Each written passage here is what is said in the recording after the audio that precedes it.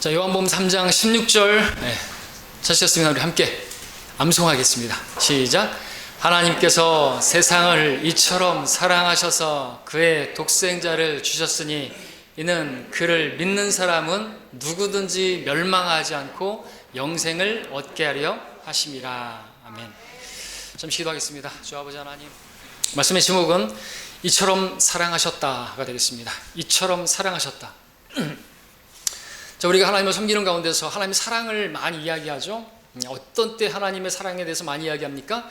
나의 기도에 응답해 주신 그 하나님의 사랑에 대해서 우리가 간증하기도 하고, 또 나를 어려움 가운데서 구해내 주신 그 하나님의 그 선하신 그 사랑에 대해서 이야기할 때도 있고, 나를 좋은 곳으로 인도해 주신 그 하나님에 대해서 우리가 간증하고 그 하나님의 사랑을 노래할 때가 있습니다. 그러나 그러한 사랑을 이야기한다 할지라도 하나님의 사랑, 독생자를 주신 그 사랑에는 비할 수가 없는 것이죠. 하나님의 사랑의 핵심은, 그 본질은 독생자를 주신 것에 있습니다. 우리 요한일서 함께 볼게요. 요한일서 4장 9절 10절을 보겠습니다. 같은 저자가 썼습니다. 물론 성령님이 쓰셨지만 사도 요한이 요한일서에서도 쓰고 있습니다. 4장 9절 10절입니다. 요한일서 4장 9절 10절 제가 읽습니다. 우리를 향한 하나님의 사랑이 이렇게 나타났으니 곧 하나님께서 그의 독생자를 세상에 보내신 것은 우리로 그를 통하여 살게 하려 하심이라. 여기에 사랑이 있으니 우리가 하나님을 사랑한 것이 아니요 그분이 우리를 사랑하시고 그의 아들을 우리 죄들을 위하여 화목 제물로 보내신 것이라. 여기에 사랑이 이렇게 나타났으니 바로 독생자를 주신 사랑이 바로 하나님의 사랑의 극치라는 것입니다. 11절을 보시면 사랑하는 자들아 하나님께서 이처럼 우리를 사랑하셨으니 우리도 서로 사랑하는 것이 마땅하도다 말씀하고 있습니다. 새 계명이기도 하죠. 하나님께서 이렇게 나를 사랑하셨다면 그 사랑을 받은 자는 당연히 하나님을 사랑하는 것이고 뿐만 아니라 서로 사랑하는 것이어야 돼요. 교회가 바로 주님의 몸이기 때문에 주님을 사랑하는 것이 곧 교회를 사랑하면 주님을 사랑하는 것이고 주님의 명령에 순종하는 그러한 성도가 되는 것입니다. 자, 오늘 본문에서처럼 요한복음 3장 16절처럼 여기서도 이처럼 사랑하셨다고 기록하고 있습니다. 자, 근데 이처럼 사랑하셨다라는 이 사랑이 도대체 어떤 사랑인 것입니까? 말 그대로 표현할 수 없어서, 표현의 한계가 있어서 쓰는 표현이 이처럼 아니겠습니까? 이렇게 사랑하셨으니. 요한일서 3장도 보시면요, 요한일서 3장 1절 상반절만 읽으면 보라, 아버지께서 어떠한 사랑을 우리에게 주셔서 우리로 하나님의 아들들이라 불리게 하셨는가. 어떠한 사랑입니까? 어떠한 사랑입니까? 이처럼 하신 사랑입니다. 표현이 불가능합니다. 사람마다 정도가, 느끼는 정도가 다르기도 하겠죠. 어떤 사람들은 크게, 그래서 그 크신 하나님의 사랑이라고 찬양할 수도 있겠지만 어떤 사람들은 그냥 미미하게 느끼기도 하기도, 안타깝게도 어떤 사람들은 전혀 이 사랑을 느끼지 못하는 그러한 사람들도 있겠죠. 아까 불렀던 찬양 가사는 어떻습니까? 하늘을 두루마리 삼고 바다를 먹물 삼아도 다 기록할 수 없는 그 크신 하나님의 사랑, 다 기록할 수 없다고 그렇게 노래하지 않습니까? 여러분은 어떠한 사랑이라고 말씀하시겠습니까? 하나님의 사랑이 어떠하다고, 얼마나 크다고 말할 수 있겠습니까? 이처럼이라고 했는데 도대체 얼마만큼의 사랑인 것입니까? 엄마가 자녀에게 물어봅니다. 딸아, 아들아, 엄마를 얼마나 사랑해? 그러면은 그 자녀는 엄마를 너무나 사랑해서 표현하고 싶은데 어떻게 표현할 방법이 없어서 작은 팔을 있는 이껏 쫙 벌리면서 크게 원을 그리면서 이만큼이라고 말을 하죠. 도대체 이만큼이 얼만큼인 건가요? 도대체 이처럼 사랑하셨다고 하는데 어떠한 사랑인 것인가요? 그 사랑이 얼마나 깊고 넓고 큰지 우리는 정말 측량할 수 없고, 그럼에도 우리는 늘 묵상해 봐야 하는 것입니다. 하나님께서 나를 얼마나 사랑하셨는지를 안다면 그 정도에 따라서 우리가 바뀌기 때문에 그렇죠. 우리 삶이 달라질 것입니다. 어떻게 달라질까요? 더 이상 외로워하거나 우울해하거나 작은 일에 실망하거나 좌절하거나 낙심하거나 불평하거나 그러지 않을 것이에요. 뿐만 아니라 마지못해서 하나님을 찬양하거나 마지못해서 억지로 예배 나오거나 또는 위선적으로 예배드리거나 가식적으로 예배드리거나 인색하게 하나님께 드리거나 그러지는 않을 것입니다. 어떻게 할까요? 기쁨으로, 감사함으로, 그죠? 넘치게 주님을 섬기고 주님 앞에 나아가고 그렇게 드리겠죠. 그러니까 우리는 하나님의 사랑을 모르는 것이에요. 만일에 진짜 그렇게 내가 섬기고 있다면 마지못해 예배드리고 주일이니까 어쩔 수 없이 나오고 하나님 앞에 드리는 일에 있어서도 인색하다고 한다면 여러분 하나님 사랑을 모르는 거라는 것이죠. 그러니까 오늘 여러분들 다시 말씀을 들어야 되는 것입니다. 너무나 잘 아는 요한복음 3장 16절 암송도 지금 했지만 정말 하나님의 사랑을 우리가 아는 것인가 이거죠. 성경을 읽어도 기도를 해도 찬양을 해도 예배를 드려도 무미건조하고 그렇다면요 여러분이 심각한 병에 걸려 있는 것입니다. 심장 마비에 걸려 있는 것이에요. 하나님께서 이렇게 사랑하셨고 이처럼 사랑하셨다는데 어떻게 하나님 앞에 드리는 찬양이 예배가 그렇게 무미건조할 수 있고 그렇게 인색할 수가 있겠냐는 것이죠. 자, 하나님의 사랑이 어떠한지 안다면 우리가 하나님께 얼마나 특별한 존재이고 얼마나 소중한 존재인지를 알게 될 것입니다. 오늘 그것을 새롭게 알기를 원합니다. 때문에 이제 하나님께서 우리를 이처럼 사랑하셨다고 했는데 이 말씀의 의미가 도대체 어떠한 것인지를 우리가 알고자 합니다. 몇 가지로 말씀드리겠습니다. 자, 오늘 말씀 다시 요한복음 3장 16절로 가서 이 한 말씀 한 말씀 한 단어 한 단어를 살펴보면서 어떻게 사랑하셨는지 이처럼 사랑하셨다고 했는데 얼마나 대단한 사랑인지를 보고자 합니다. 자, 여기서 세상은 바로 우리죠. 우리를 사랑하셨다는 것입니다. 첫 번째로 볼 것은 자, 이처럼 사랑하셨다는 말은 가장 비천한 나를 사랑하셨다라고 말씀을 드립니다. 자, 그것을 어디서 찾을 수가 있냐 하니까 멸망하지 않고에서 찾을 수가 있습니다. 예, 누구든지 그를 믿는 사람은 멸망하지 않고라고 했습니다. 멸망하지 않고 이 말씀을 잘 묵상해 보시기 바랍니다. 만약 하나님께서 이처럼 저와 여러분들을 사랑하지 않았다면요 우리는 어떤 존재인 것인가요? 멸망할 수밖에 없는 존재라는 것이죠. 예?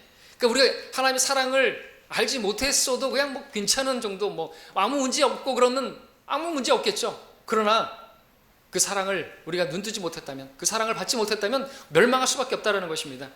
근데 여기 멸망이라는 단어가 어디서 나왔냐면 구약 성경에 여러분 흰놈의 골짜기 들어보셨습니까?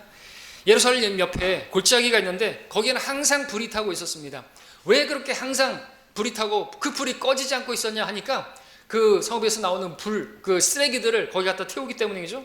또 지나가는 사람이 객사한 경우에 그 신분을 알지 못하는 그래서 부패하고 그런 사람들을 거기다가 던져서 태웠습니다. 모든 더럽고 썩은 것을 그곳에 가져다가 태운 것이죠. 그래서 그곳에는 항상 불이 탔던 것이죠. 불이 꺼지지 않았던 것입니다. 예수님께서는 거기를 비유로 드시면서 바로 지옥이 그와 같다. 지옥 그곳에는 그들의 벌레도 죽지 않고 불도 꺼지지 않는 곳이라고 그렇게 말씀하신 것이라는 것이죠. 그런데 여호와 증인들은 그것을 비우기 때문에 지옥은 없다고 말을 하는데 이르게 됐지만 주님께서는 지옥을 이야기하셨어요. 누가복음 16장에서도 나사로 그리고 그 부자 지옥간 그것도 비유라고 말하지만 나사로 실명을 거론했습니다. 비유가 아닌 것입니다. 여호와 증인들은 마치 신천지같이 모든 걸 다 비유로 풀어버리는 것이에요. 예수께서 비유를 드셨지만 그 더 쉽게 이해하기 위해서 갯날을 그 쓰레기장을 비유로 하신 것이지 비유라고 해가지고 실제가 아닌 게 아니라는 것이죠. 실제하는 것입니다. 불이 꺼지지 않는 것이에요. 그러니까 우리가 멸망할 수밖에 없는 그런 존재였다는 것은 우리가 곧 그와 같이 쓰레기와 같은 존재라는 것이죠. 우리 어디 갔다 왔는데 쓰레기가 많아요. 그래서 제가 저기 쓰레기 많다 우리 아이들이 말했어요. 인간이 쓰레기 때문에 인간이 있는 곳엔 쓰레기가 있을 수밖에 없다고. 그렇습니다. 정말 폐기 처분되어 마땅한 그게 바로 저와 여러분들 다른 누구가 아니라 우리들이라는 것이죠. 우리가 그랬다는 것입니다. 우리가 전에는 하나님과 상관없이 하나님께서 인간을 창조하신 그 목적과 상관없이 그렇게 살았던 저와 여러분들이었죠. 하나님이 없다고 하면서 하나님 보고 계시는데도 불구하고 내 마음대로 내 정욕을 따라서 육신을 위해서 그렇게 계획하고 내 마음대로 그렇게 살았더랬습니다. 정말 하나님 보시기에 당장 없애도 할 말 없는 폐기 처분해도 정말 아깝지 않은 그런 멸망받기 마땅한 존재였다는 것이죠. 그래서 죄인들에 대해서 이렇게 말씀하고 있죠. 하나님을 알지 못하는 자들과 우리 주 예수 그리스도의 복음에 순종하지 않는 자들에게는 불길 가운데서 벌하시리니 이런 자들은 주의 임재와 그의 능력의 영광으로부터 떠나 영원한 멸망의 형벌을 받게 되리라고 말씀하고 있습니다. 멸망인데 영원한 멸망이에요. 그것에 한번 들어가면요 그냥 죽지도 못해요. 영원을 고통한단 말입니다. 우리가 하나님을 알지 못했을 때 멸망할 수밖에 없는 자들이었다는 것입니다. 우리가 하나님을 알지 못하는 상태에서도 우리가 괜찮은 사람이 아니었다는 것입니다. 우리가 얼마든지 그렇게 죄 없이 거룩하게 경건하게 살 수 있는 것인가? 아니라는 것이죠. 하나님을 알지 못하는 상태에서는요, 그 사람은 소망이 없는 것입니다. 그냥 내버려두면 그냥 멸망으로 가기에 합당한, 그냥 죄악으로 달려가는데 빠른 발과 그런 죄인이는 것이죠. 브레이크가 고장난 파열된 자동차처럼 그렇게 지옥으로 달려가는 그런 존재가 바로 인간이라는 것이죠. 그러니까 하나님의 사랑은 그렇게 비천하고 비참한 존재를 사랑하셨다라는 것이에요. 이해가 됩니까? 그러한 더러운, 어떻게 그걸 사랑해요?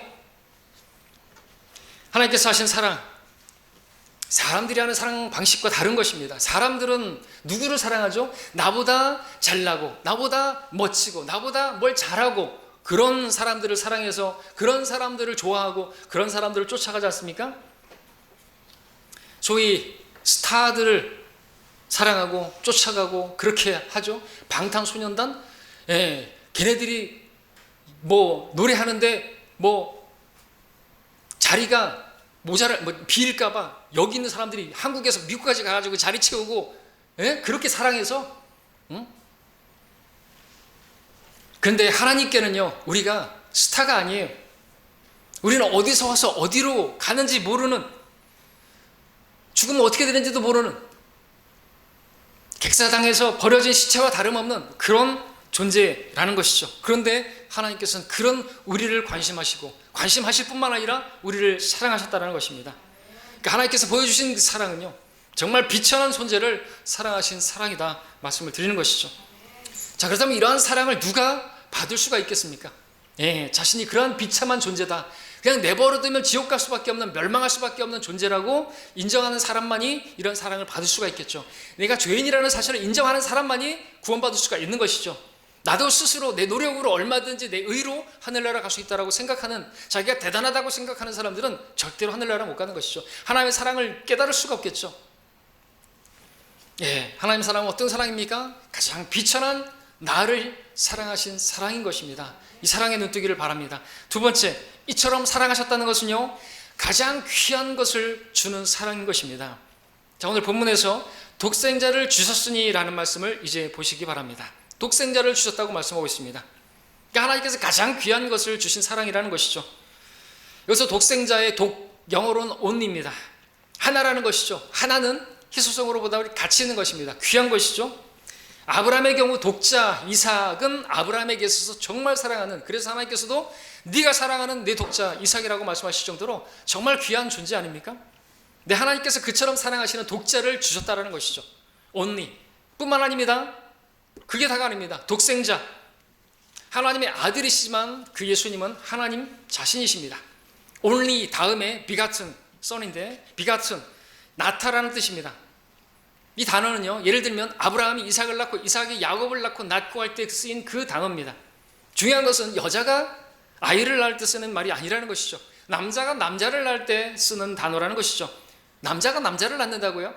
그러니까 이것은 육체적 출생을 말하는 것이 아니라 그 본질, 그 속성과 관계된 그런 단어인 것입니다. 그러니까 아브라함이 이삭을 낳았다고 했을 때 그것은 아브라함이 이삭과 같은 존재, 이삭과 같은 속성의 그런 존재를 낳았다라는 뜻이죠. 그러니까 아브라함이 이삭을 낳았는데 아브라함과 똑같은, 아브라함이 죄인이면 이삭도 죄인이고, 아브라함이 죽을 존재이면 이삭도 죽을 존재라는 그런 의미인 것입니다. 신약에서도 바울이 이런 표현을 썼죠. 고린도 교회를 향해서 내가 너희를 복음으로 낳았느니라. 그리고 빌레몬서에서는 오네시모를 향해서 내가 감옥에 갇힌 중에 낳은 그라고 말을 하고 했습니다. 내 아들이라고 했습니다. 자, 이런 구절들에서 낳았다라는 말은 뭡니까? 바울이 믿었던 그 동일하신 주님을 그도 믿어서 그 같은 믿음을 갖게 되었고, 같은 그리스도의 지체가 되었고, 같은 하나님의 아들들이 되었다라고 하는 그런 의미에서 낳았다라는 것이죠. 그처럼 독생자라는 말은 하나님께 유일한 아들이기도 하지만 하나님과 동일한 본질의 속성의 하나님 그 자신, 하나님과 동등하신 분이시다라는 것입니다. 그러니까 하나님 그 자신이라는 것이에요. 그러니까 우리가 예수님이 하나님의 아들이라고 해서 예수님의 신성을 그렇게 얕잡아 보면 안 되는 거예요. 하나님과 동등하신 분이세요. 하나님이세요. 여러분들 요한복음 5장 보겠습니다. 여러분 요한복음 보게 되면 예수님께서 하나님이신 것을 알 수 있는 구절들이 많이 있죠. 요한복음 5장 17절 18절을 보겠습니다. 그러나 예수께서 그들에게 대답하시기를 나의 아버지께서 지금까지 일하시니 나도 일하노라고 하시더라. 그러므로 유대인들이 그를 더욱 죽이려고 하니 이는 그가 안식일을 범했을 뿐만 아니라 하나님을 자기 아버지라고 말함으로써 자신을 하나님과 동등하게 여겼기 때문이라 했습니다. 유대인들도 알고 있었던 것이요. 예. 하나님을 자기 아버지라고 말하면 자기 하나님의 아들이라고 하면 그것은 하나님과 동등한 것을 유대인들도 알고 있었다는 것이, 여호와의 증인들은 모르는데 유대인들은 알고 있었던 것이. 10장도 보겠습니다. 요한복음 10장 30절 33절까지. 나와 나의 아버지는 하나니라고 하시니 그때 유대인들이 주를 돌로 치려고 다시 돌을 들더라. 예수께서 그들에게 대답하시기를 나는 나의 아버지께로부터 받은 많은 선한 일을 너희에게 보여 주었는데 그 중에 어떤 일로 너희가 나를 돌로 치려 하느냐고 하시니 유대인들이 주께 대답하여 말하기를 선한 일로 인하여 너를 돌로 치려는 것이 아니고 하나님을 모독하기 때문이라. 이는 네가 사람이면서 하나님으로 자처하기 때문이라. 나와 내 아버지는 하나니라, 동등하신 분이다 이거죠. 그렇게 말했더니 모독했다. 하나님 모독, 신성 모독죄로다가 신성 모독은 돌로 쳐주는 것이 율법에 따른 것이니까. 자, 유대인들도 알고 있었어요. 요한복음 1장으로 가서 볼까요? 요한복음 1장 1절 2절.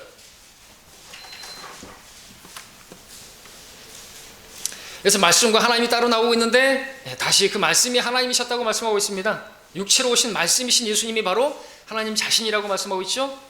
태초에 말씀이 계셨고 그 말씀이 하나님과 함께 계셨으니 그 말씀은 하나님이셨느니라. 그 말씀이 태초에 하나님과 함께 계셨느니라.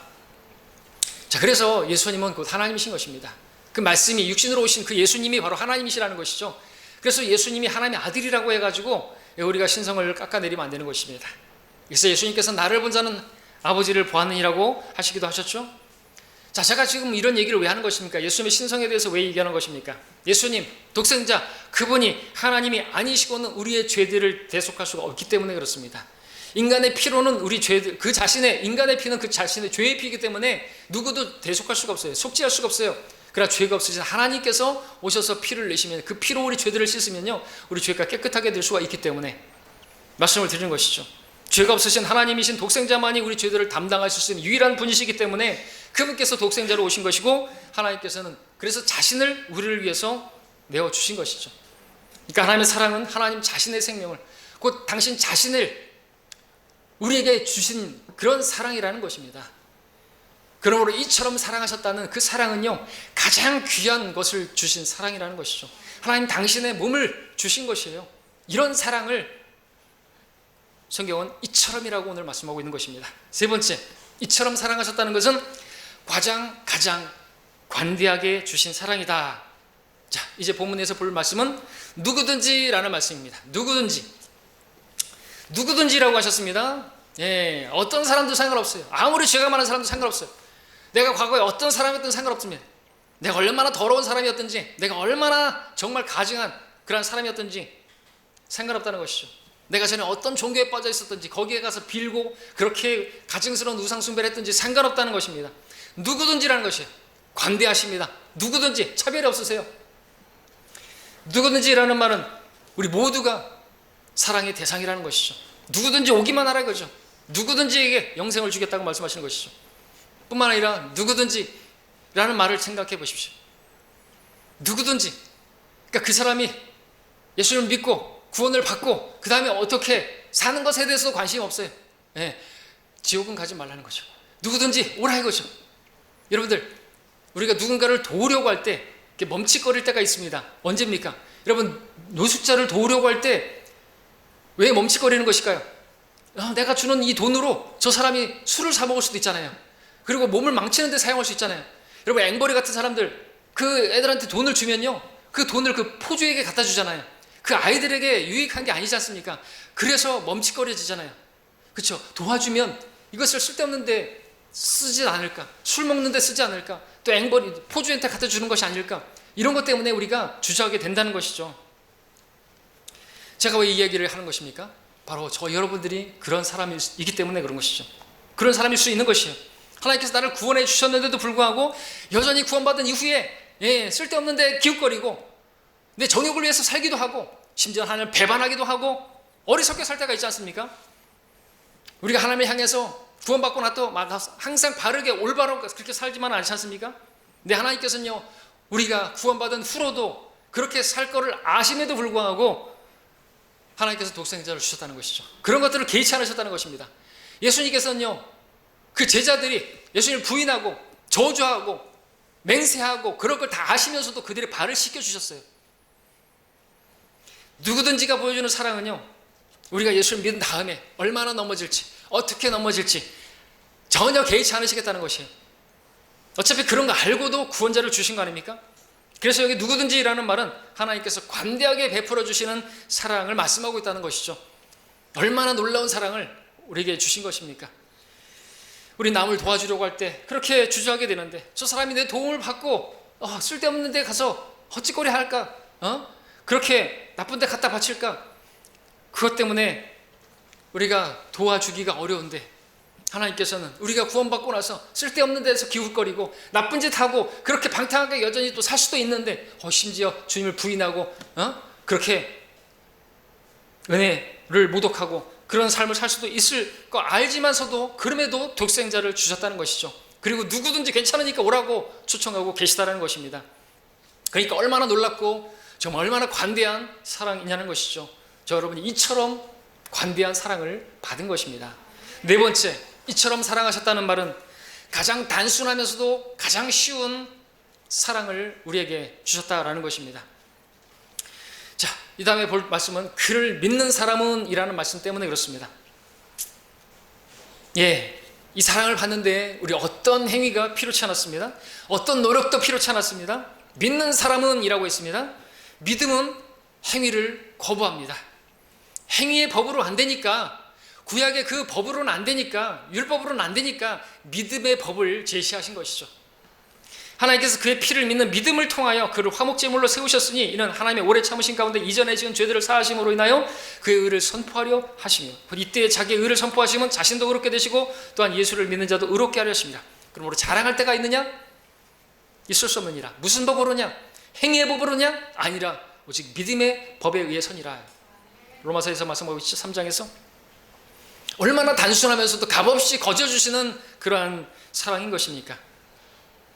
만약 우리가 구원을 받으려면 이것저것을 해야 된다.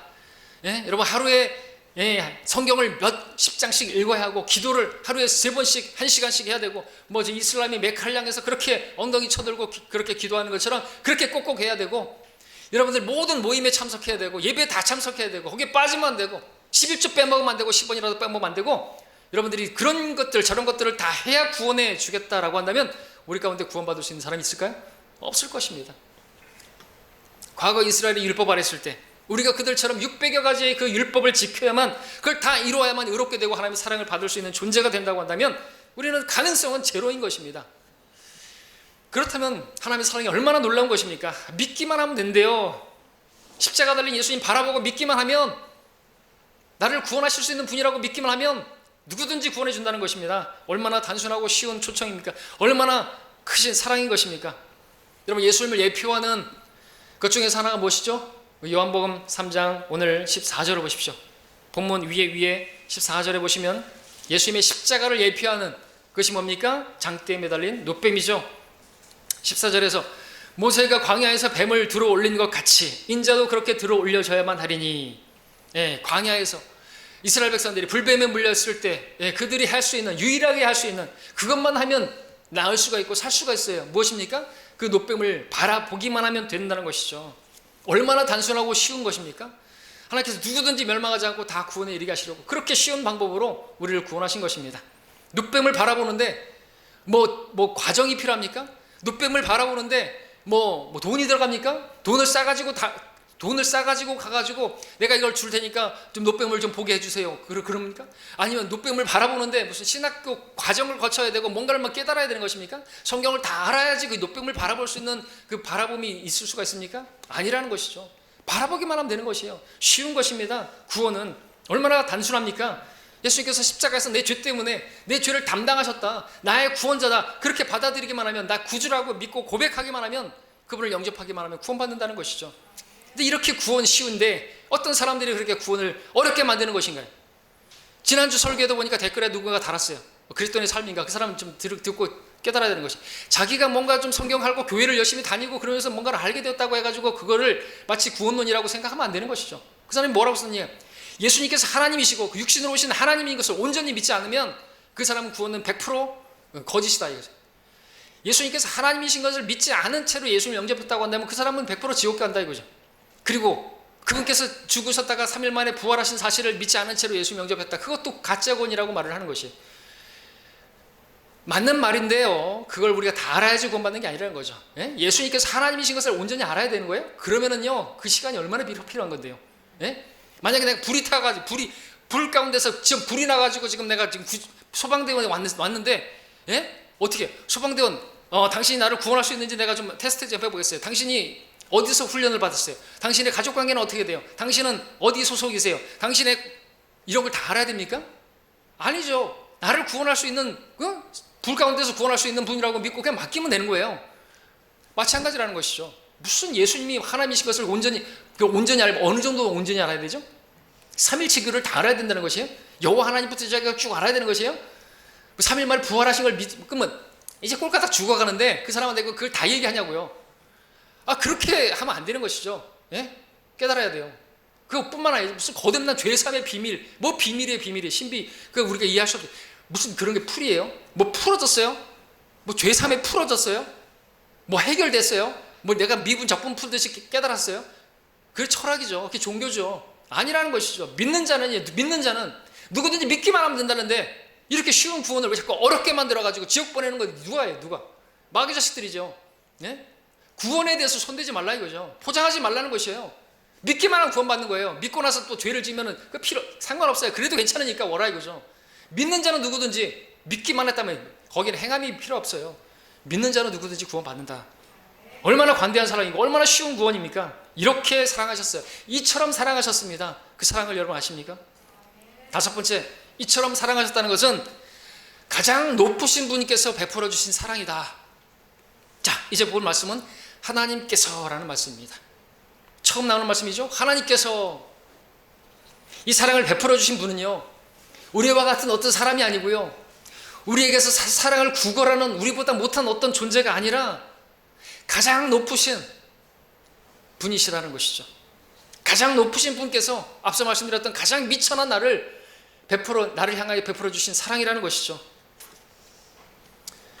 우리는 정말 미천한 존재들이에요. 우리는 어쩌면은 마귀와 그의 천사들보다도 못한 그런 존재들이에요. 그리고 영적 존재잖아요. 마귀 루시퍼였어요. 그룹이었습니다. 근데 여러분들 그 마귀 루시퍼가 그리고 그의 천사들이 타락했습니다. 반역했습니다. 근데 그들에게 구원의 기회가 주어졌던가요? 성경을 읽어보셨습니까? 그들이 마지막 날에는 다시 구원받게 될 거라고 하는 그런 성경 읽어보셨습니까? 그들이 타락했고 반역했지만 그래도 그들에게 회개의 기회를 주셨다고 하는 그런 기록을 보셨냐는 것이죠. 없다는 것입니다. 근데 그들보다 못한 우리 사람들에게는 구원의 기회를 주셨다는 것이죠. 이게 도대체 이해할 수 있습니까? 그들보다 우리가 더 못한 존재들이에요. 근데 그들에게는 기회를 주지 않고 우리에게는 기회를 주셨다는 것이죠. 사실 지극히 위대한 분께서 우리 돌아보실 필요도 없고 개의치 않아도 상관없을 텐데 하나님께서 왜 사람에게 그렇게 관심을 두신 것입니까? 그래서 시편 기자가 말했죠. 사람이 무엇이기에 주께서 그를 돌아보시나이까? 왜 그러신 겁니까? 도대체 왜? 다른 이유가 없어요. 하나님께서 그냥 우리를 그냥 사랑하셨대요. 사랑에는 이유가 없는 것이에요. 대가나 노림수가 없는 것이에요. 이 같은 사랑 어디에 비유할 수 있을까요? 하나님의 사랑을 어떤 위대한 큰 왕이 아주 천한 신분의 어떤 처녀를 만나서 왕비로 삼는데 비유할 수 있을까요? 실제로 성경에 솔로몬의 노래에서 솔로몬 왕이 술렘 여인을 아내로 맞은 것에 그것이 적용이 될 수 있죠. 자, 근데 그래서 술렘 여인이 어떻게 합니까? 그 솔로몬 왕의 그 위대한 사랑의 노래를 그래서 하지 않습니까? 여러분, 하나님의 사랑을 알고 계십니까? 지극히 높으신 분께서 비천하고 벌레와 같은, 그곳에는 그들이 벌레도 죽지 않고 우리가 그런 벌레와 같은 존재들인데 나를 대신해서 벌레와 같이 노뱀, 저주의 상징인 그렇게 달리셨던 것이죠. 그런 우리를 사랑하셨다는 것입니다. 이 같은 하나님의 사랑을 아십니까? 지극히 높으신 분의 사랑을 받은 거예요. 그렇다면 우리가 그분을 어찌해야 되겠습니까? 그분을 멀리해서 해야 되겠습니까? 마지못해 섬겨야 되겠습니까? 그분을 사랑해야 되지 않겠습니까? 더욱 사랑해야 되지 않겠습니까? 그런 우리가 되길 바랍니다. 여섯 번째, 마지막입니다. 이처럼 사랑하셨다는 것은, 마지막으로 남아있는 그것은 영원한 사랑으로 사랑하셨다 말씀을 드립니다. 자, 본문 마지막에 영생을 얻게 하려 하심이라 말씀하고 있습니다. 그렇다면 이 말은 우리에게 영원한 사랑을 약속하셨다는 말이 됩니다. 하나님의 사랑의 그 특징은요, 영원한 사랑이라는 것을 아십니까?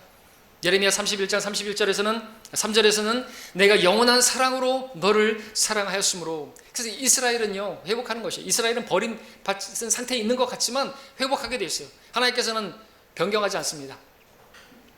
우리는요, 하나님의 영원한 생명을 받은 것입니다. 우리가 구원받을 때 받은 생명은요, 영원한 생명인 것이에요. 그 영원한 생명이 중간에 끊어지면은 처음부터 영원한 생명이라고 말하면 안 되는 거 아닙니까?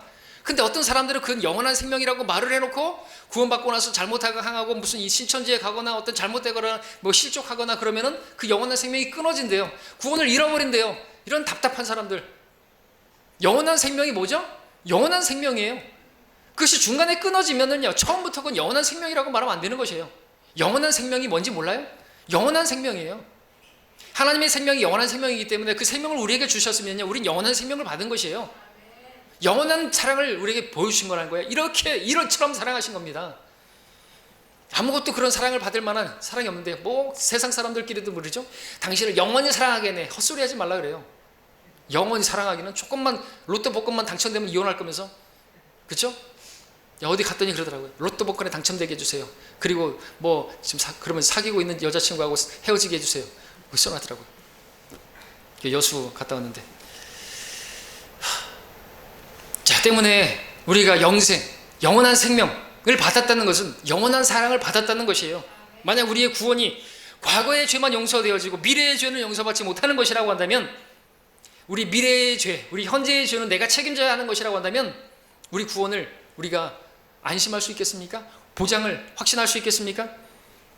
벌써 떨어져 나서 벌써 우리는 지옥의 자식들로 지옥의 불구덩이에 던져질 대기자로 있어야 할 것이에요.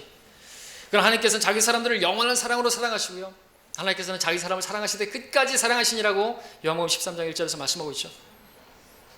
하나님께서 우리가 넘어지면 비록 책망하시기도 하시고, 우리가 죄를 지으면 비록 징계하시기도 하지만 그 징계조차도 우리를 사랑하시기 때문에 하는 거라고 말하고 있습니다. 우리를 향한 사랑은요, 변함없는 영원한 사랑인 것입니다. 예수 그리스도는 어제나 오늘이나 변함없이 동일하게 우리를 사랑하시는 분이시라는 것을 믿으시기 바랍니다. 예수님의 피가 그렇죠. 과거, 현재, 미래의 모든 죄들을 제거하는 영원한 피입니다. 단번에 한 번에 영원한 속죄를 이루셨습니다. 예수님의 피가 어찌 과거의 죄들만을 제거하고 현재와 미래의 죄들은 제거할 수 없단 말입니까? 그렇게 말하는 사람들은 착각하는 게 있습니다. 내가 현재로 본다고 한다면 내 과거의 죄가 있고 내 미래의 죄가 있을지 모르겠지만, 예수님이 십자가를 지셨을 때로 본다면 우리는 모두 미래의 죄들이에요. 내 죄는 모든 미래의 죄들이에요. 근데 그 예수님께서 십자가를 지셨을 때 앞으로 태어나게 될 모든 사람들의 과거, 현재, 미래가 어디 있어요? 다 미래의 죄들이에요. 그 모든 죄들을 다 제거하셨다는 거예요. 이제 누구든지 그를 구주로 영접하기만 하면요, 내 과거, 미래에 상관없이 모든 죄가 용서되는 것이에요. 그래서 우리가 내 과거, 현재, 미래의 모든 죄를 용서하신 내 구주라고 고백하는 것이죠. 사람들은 자기 입장에서 생각하니까 이걸 헷갈려 하는데, 2000년 전에 예수님께서 십자가에서 그때 우리 모두의 죄들은 다 미래의 죄들이에요. 그러니까 그걸 얘기하면 안 되는 것이에요. 내 과거의 죄들만 용서되고 내 미래의 죄들은 내가 알아서 해야 되고, 어떻게 알아서 할 건데? 그럼 예수님 믿음나 마나 소용없어요. 어차피 예수님 믿고 나서도 우린 죄를 짓고 고, 믿기 전이나 믿은 후나 어차피 죄 질 거 아닙니까? 왜? 이 몸이, 육신이 죄의 몸인데 이 몸을 벗어버리기 전까지는, 마귀가 존재하는 한 우린 죄와 어떻게 상관없이 살 수 없단 말이죠. 근데 왜 그딴 말을 하는 사람들이 누군 거예요? 예? 원죄만 용서되었고 자범죄는 용서가 안 됐고, 헛소리 하지 말라 그래요. 예.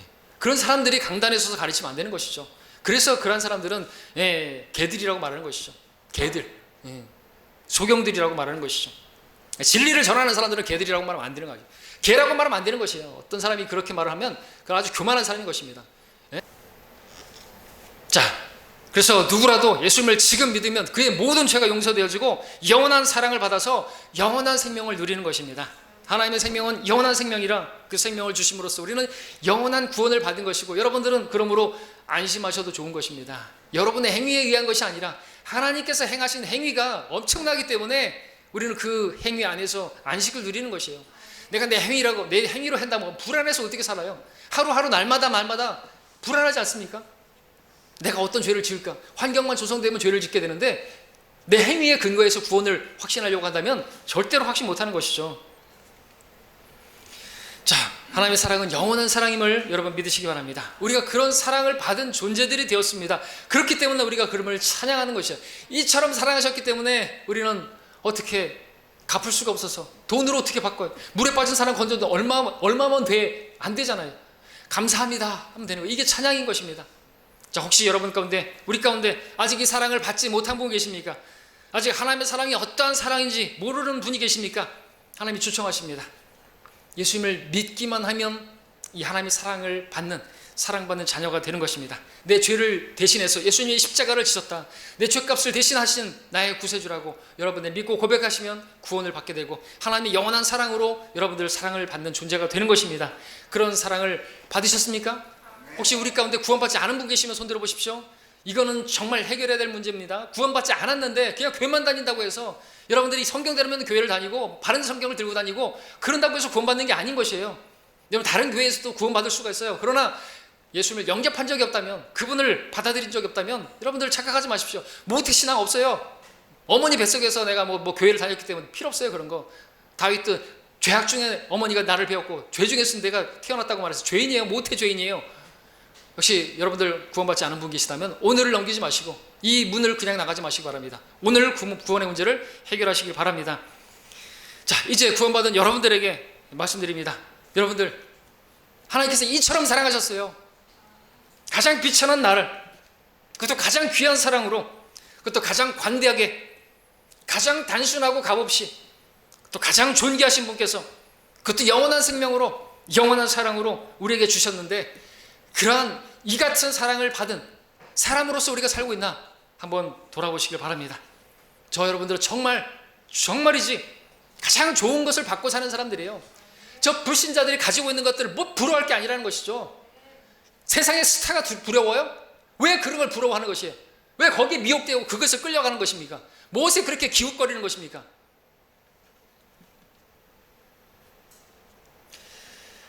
가장 좋은 것을 받았어요. 우리 그들이 받지 못한 것을 우리는 받은 거 아닙니까? 그들보다 우리가 더 귀한 것을 가진 것이에요. 우리 하나님을 소유하고 있습니다. 우리 안에. 그럼 어떻게 살아야 될까요?